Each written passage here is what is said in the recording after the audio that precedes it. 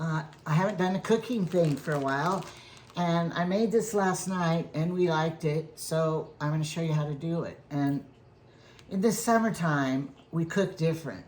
I like to cook one pan, one sheet pan cooking in the oven, all done. And so another reason why I like to do that is because look at how many bags. We have like 3 bags of the asparagus Jamie picked. And so I love it roasted in the oven. Jamie likes it boiled, but I don't. This has already been washed, but I like to break it where it's, Jamie hates when I do this, but I want to eat the whole thing when it's cooked and hot. He likes to just, you know, eat till he reaches the point of it's tough. But, anyway, this time of year we get to eat all the asparagus we ever dreamed of wanting. And we give it away, too. So, we don't give it away to the neighbors as much as we give it away to our family. Because it's special. I mean, you know, it can be expensive in the stores if you buy all the, he likes these big fat ones. And like Trevor said, I always thought the big ones were tough. No, they're not. They're so meaty and yummy. And I'm so glad.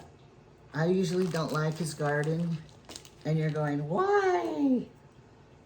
Because it's going to kill my husband. It's so much work. And I don't like digging in the dirt. Sorry. I've tried. I've gone up there. And I've knelt down. And then I just have to come home and shower. And I feel so gross. And then I see snakes and worms. And I just can't do it. I don't like it. It doesn't do anything for me. Some people I've heard, and it's their happy place. This makes them feel peaceful, or I don't know what it does for them. But, you know, I have that same problem with dogs. They do nothing for me. Petting a dog does nothing for me.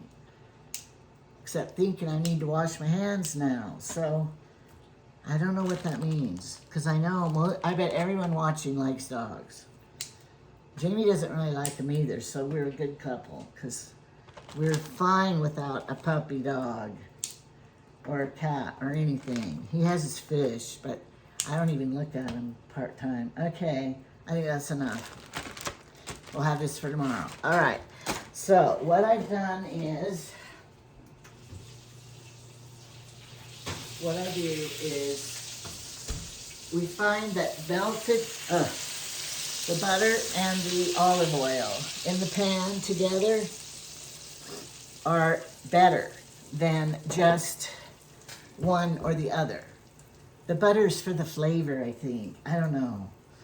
So, I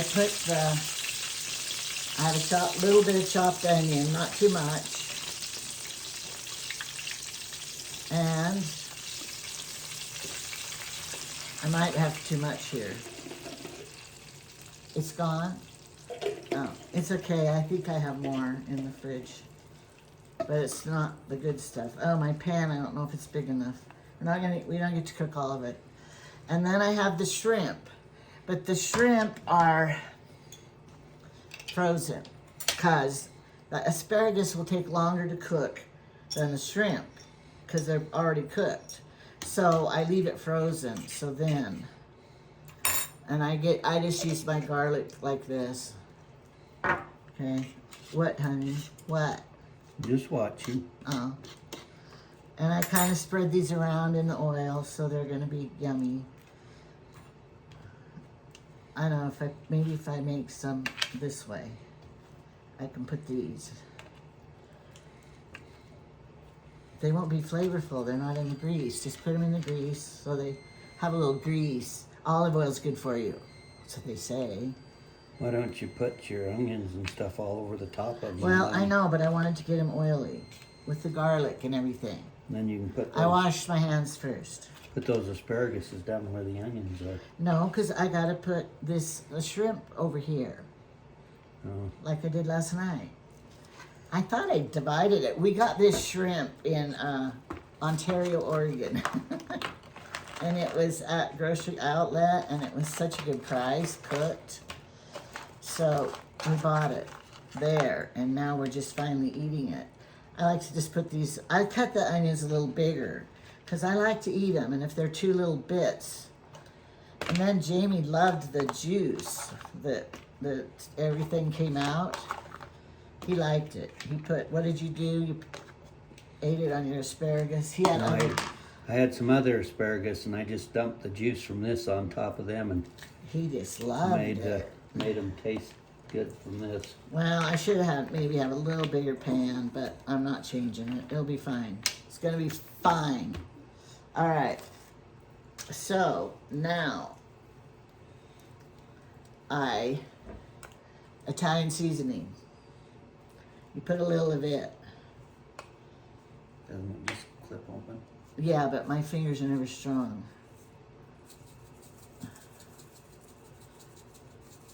Because you need a little more flavor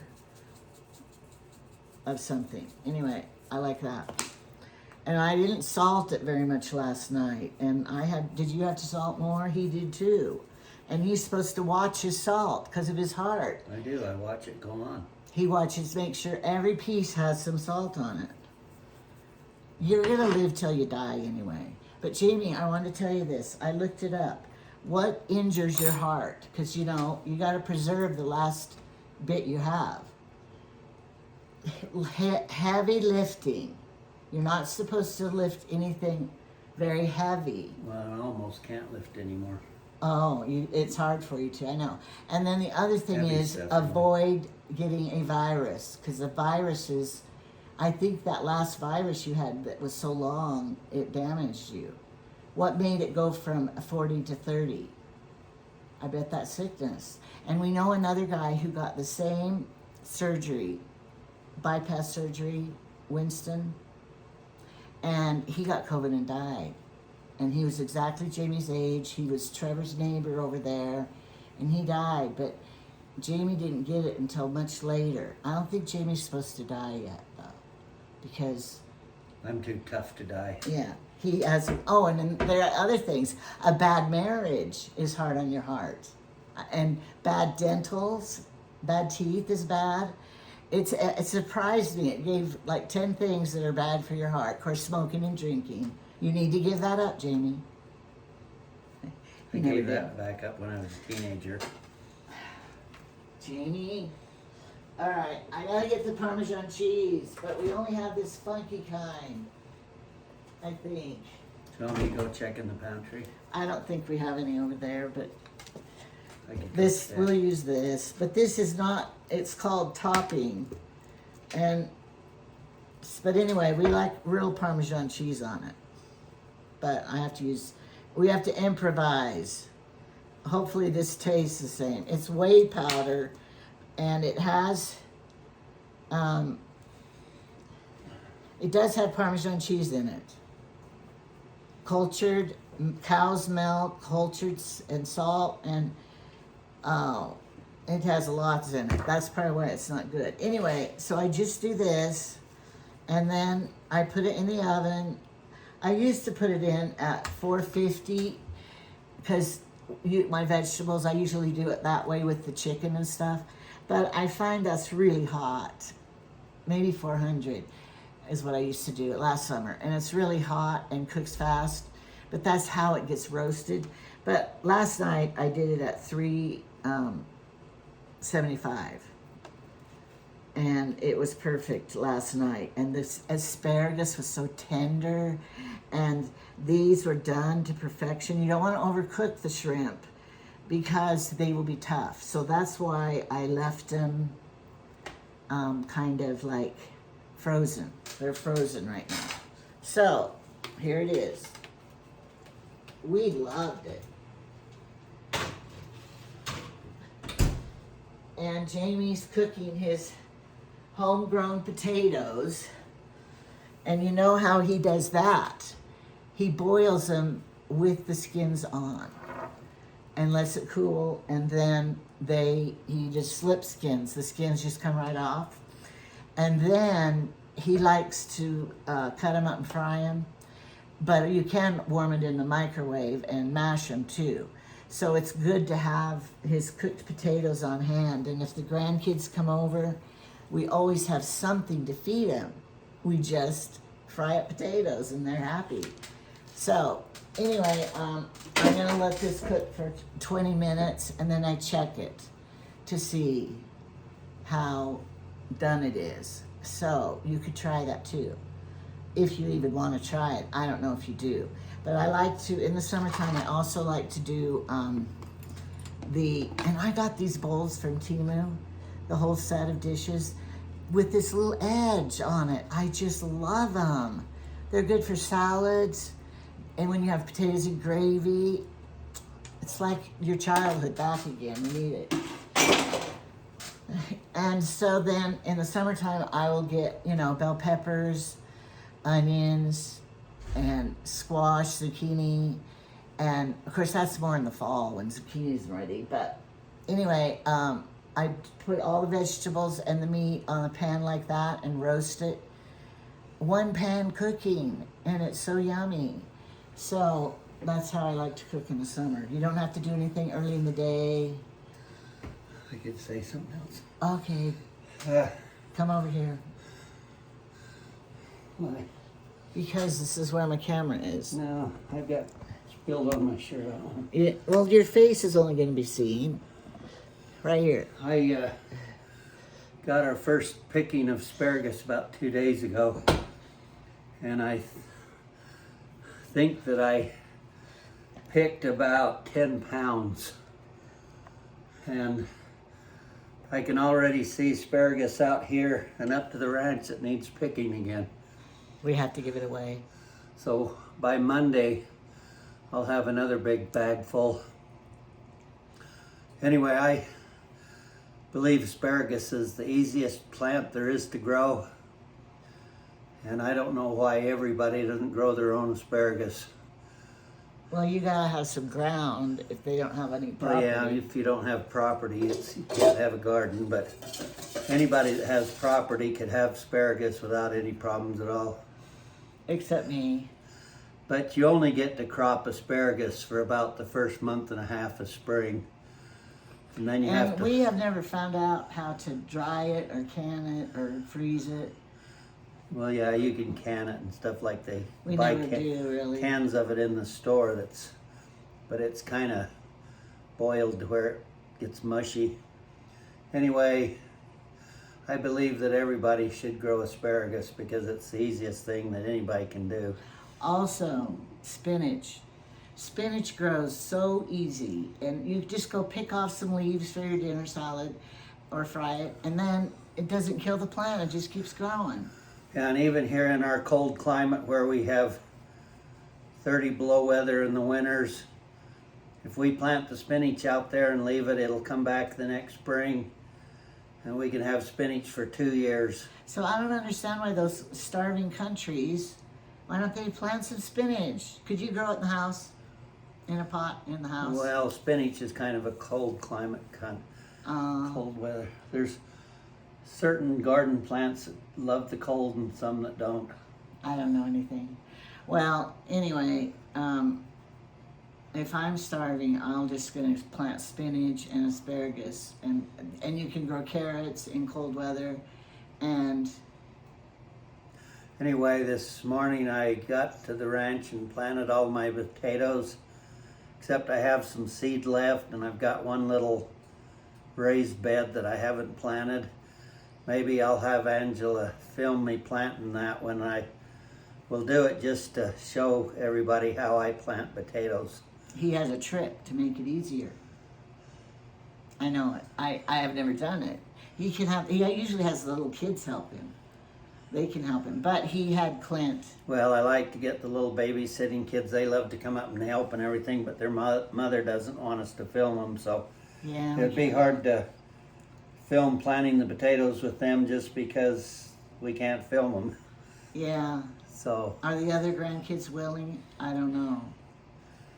And since I've already got Clint and I got all of the other bays of the raised beds all planted, why, He had special dirt he had to put in the beds. well, my raised beds, the dirt had sunk in about 4 inches, and so I had an extra dump truck load of manure dirt brought in, and then I had a whole bunch of wood chips brought in, and I've been turning a big pile of that to compost it better.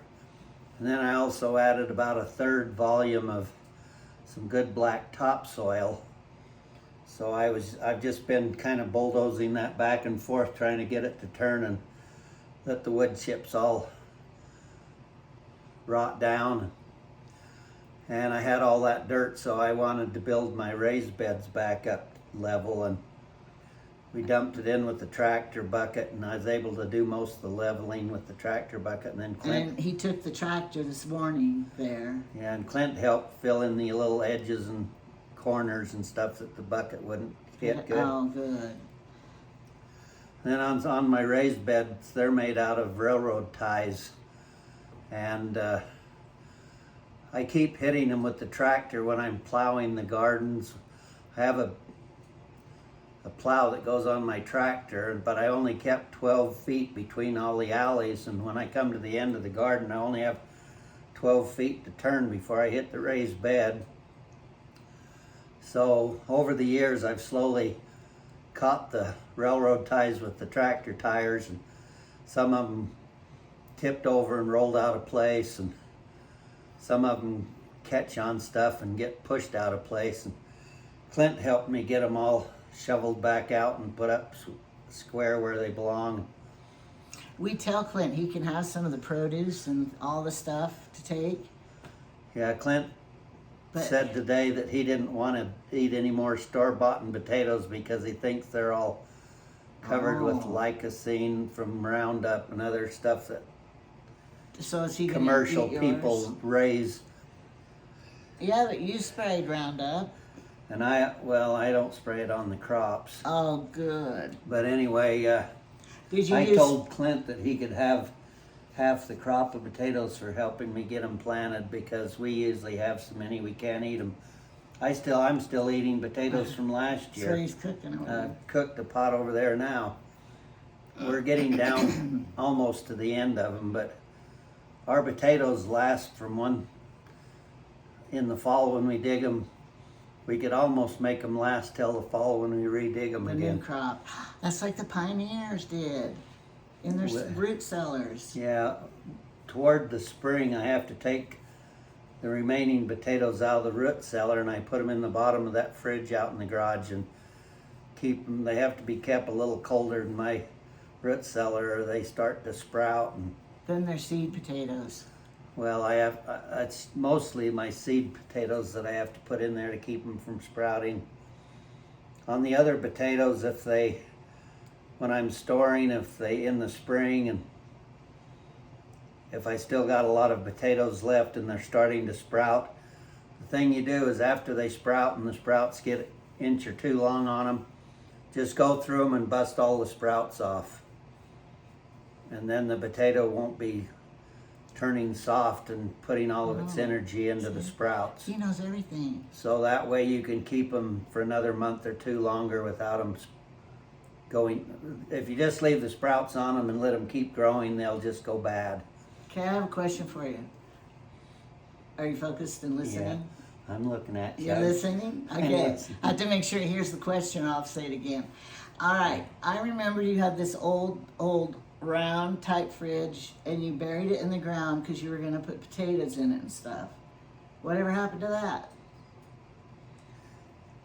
Well, I had that idea to make a temporary root cellar up to store my seed potatoes in, so I could just take them out of there and plant them.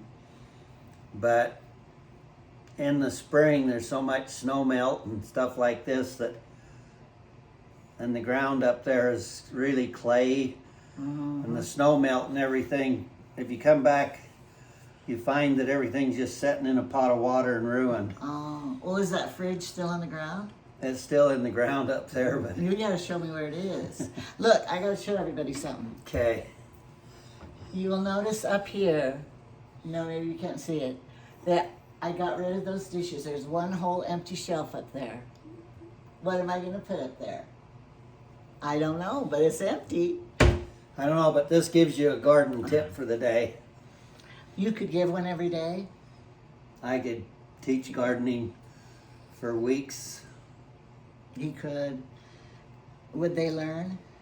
Say I could have a whole gardening class on growing corn, could have a whole gardening class on carrots and a whole one on potatoes. Wait. Oh, tomatoes. You're not very good at tomatoes. We've tried tomatoes a lot and they're not very big. We buy the Whopper ones, so they're supposed to be big, and he grew them in the greenhouse that time, and we got a lot, but they weren't big and nice. And we do. When I set up a greenhouse, which is actually just a cold frame up to the ranch, I've got the metal curved pipes and everything for it, and I've also got a greenhouse tarp to go over it. But up to our ranch, we don't have any power, so you can't run fans and you can't run heaters, and that's why it's just a cold frame. But the biggest problem that I have here is the days get scalding hot in the greenhouses and the nights still get down nearly freezing. And so unless you have some kind of they have automated vent openings and stuff like that, but you have to have power to run all that kind of stuff. So our nights still get too cold to grow the potatoes, or tomatoes, I mean. I might have to toss the asparagus and the shrimp halfway. Well, I can quit anytime you need to. Well, I didn't want to interrupt you, but film me. Anyway, there's certain things like watermelon and tomatoes in the cold frame up to the ranch. Our tomato plants grew good and they got big and tall, and they were just loaded with tomatoes, green tomatoes. But the green tomatoes, you can pick them and just bring them in and spread them out in the bottom of a shallow cardboard box, a big shallow tray or something. And you can let them set for a month in the warm house and they will turn red and they will ripen up. And so you had them in the windows. We had piles of green tomatoes that we got, and then we ripened them, and I was able to come through and can. We canned them, yeah. Yeah, I'd wait till a bunch would get ripe, and then I'd go can 4 or 5 jars, quart jars. Then I'd wait for another bunch to ripen. And see, you think you have to have 8 jars full for a whole batch. We have a tall pot that's skinny that holds 4 jars. And so he just, even 1 jar you can do at a time. And then if we're canning a whole bunch, we get the bigger pot out where we hold 8 jars or something, like 7 jars or something in it. Anyway, so we do grow tomatoes here, but we usually end up with a lot of green ones, and then we just ripen them in the house here. But they still, when you open a jar of canned tomatoes, they all taste the same. Not fresh ones, though. The stores and homegrown are different. But we're able to grow tomatoes and can them that way. But it's because of our cold nights. And if we try out here in my greenhouse on the side of the house here, we don't have automatic fans, and I could probably set up automatic fans, but we need the door opened and closed every day. Yeah, if we go out of town, they cook in there. Yeah, if we forget to open the door one day, and we come back up there and the plants are all cooked. Yeah, dead. And then if we don't close the door at night, it gets so cold, then the tomatoes won't ripen. So. And we forget sometimes. We know how to grow tomatoes, but in this climate, I don't know. I would normally mess with it and grow some, but we're not starving. If we were starving and we couldn't buy any. I didn't this year. He's too old. He can't do it. And there's people that sell vegetables and stuff coming up out of Utah here that sells on the Idaho potatoes. the roadside stands and stuff, and you can usually stop and buy a big box of tomatoes and stuff fairly cheap. And so if we need to can some more canned tomatoes to fill up the pantry, we'll just buy a box. If it gets to the point where the stores all close and there's no way to buy stuff, we then start growing our own again. But Yeah. All right. We're gonna go. okay, that was the garden tip for today. I will show a picture of our dinner as the thumbnail, and then you can see what it looks like.